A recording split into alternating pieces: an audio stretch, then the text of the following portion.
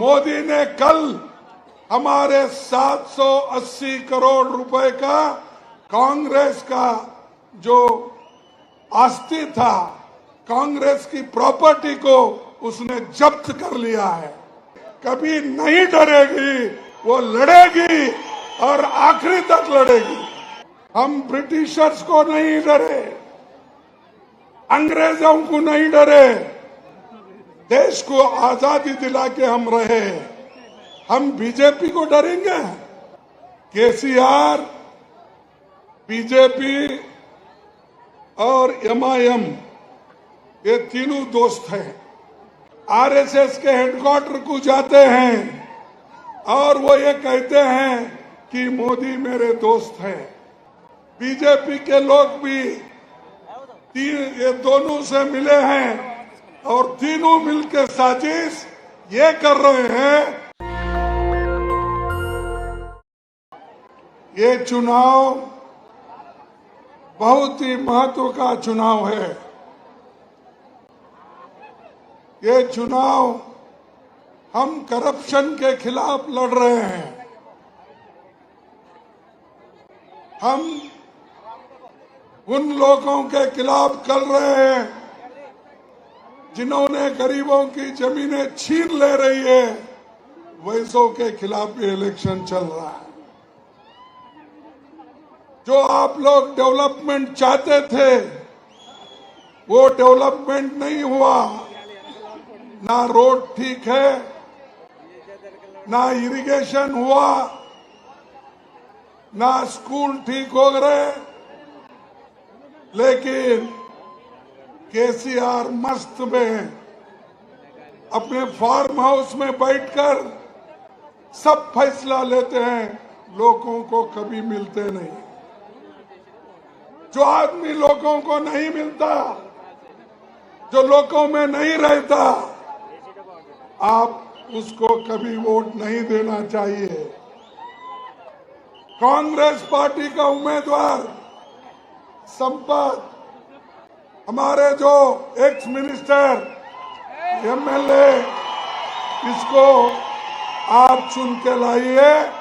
Congress party Telangana में अगर आ गई तो सारे देश में तुम्हारी कीर्ति बढ़ेगी, तुम्हारा शान बढ़ेगा और तेलंगाना हमेशा, कब भी तेलंगाना हम जीतते हैं तो ऑल इंडिया पार्टी भी हमारी हिंदुस्तान में जीतती है।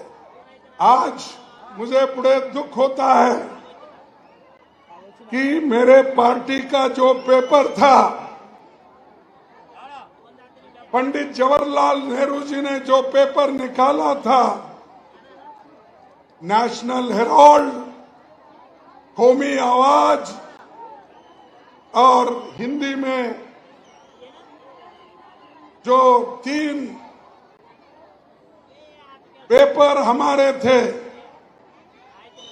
और उस 3 पेपर को मोदी ने कल हमारे 780 करोड़ रुपए का कांग्रेस का जो आस्ति था, कांग्रेस की प्रॉपर्टी को उसने जब्त कर लिया है।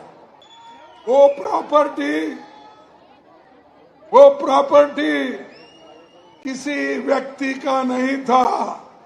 वो पंडित जवाहरलाल नेहरू जी स्वातंत्र आंदोलन के लिए हमारे को फ्रीडम मिलना, फ्रीडम फाइटर का आवाज बना था।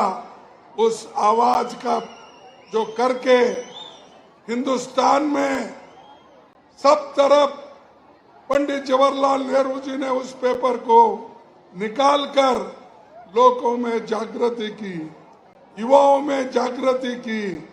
ऐसे न्यूज़पेपर को जो इस लोगों का आवाज था, ऐसे न्यूज़पेपर को मोदी और शाह ने बंद करने का सोचा।